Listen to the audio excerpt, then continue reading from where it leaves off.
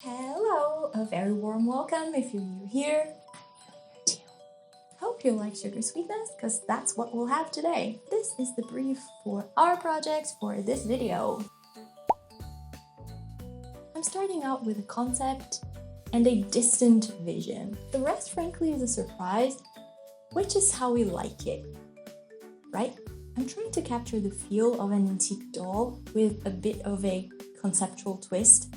The idea here is to capture the idea of an antique puppet with their blushed faces and the slightly uneven finish, but now the puppet has pink hair and looks like it was thrown out of a candy shop. That's kind of the concept, and we'll fiddle our way into its completion.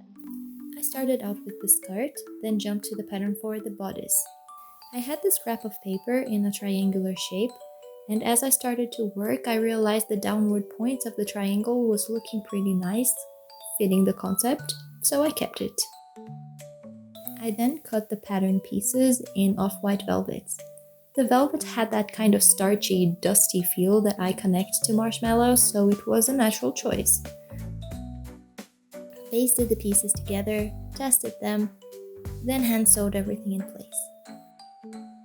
With these types of small pieces, I always avoid the machine, because I feel I lose control of tinier details.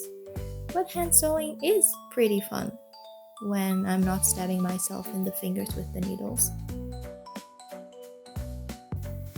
For the sleeves, I cut 2 large pieces of the same pink organza I used for the skirt. The sleeves were massively oversized, so that the bulkiness would add the rounded, burly effect of marshmallows. Then I added pom-pom trim. I always add pom-pom trim, and that's especially true for this project.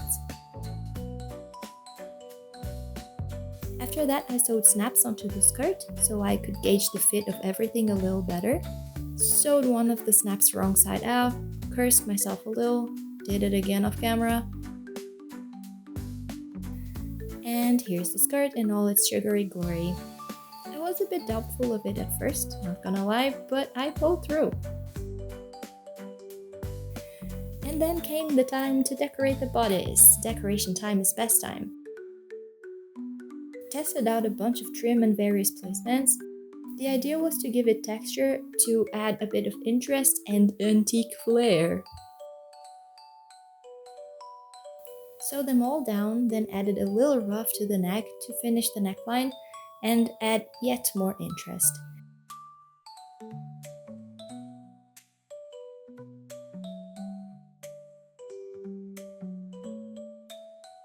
Then more pom-poms on the pointed end of the bodice and pom-poms on the skirt, because I mean, why not go full in, right?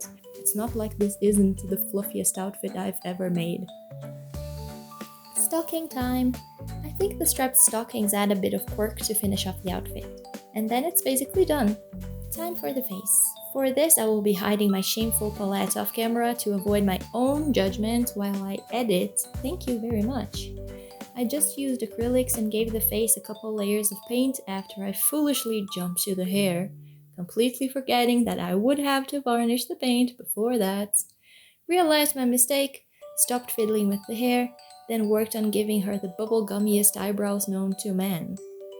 Though this shade of pink is a lot more vibrant than the rest of the pinks I used, I do think it pulls the face together.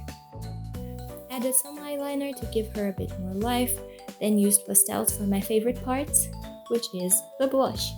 It pulls the look together every single time. I love it so much. I finished the hair off camera because it was an absolute pain, and I was buckled over the doll in frustration, thereby hindering the camera from possibly capturing any work. Then varnish and done. Here is the result.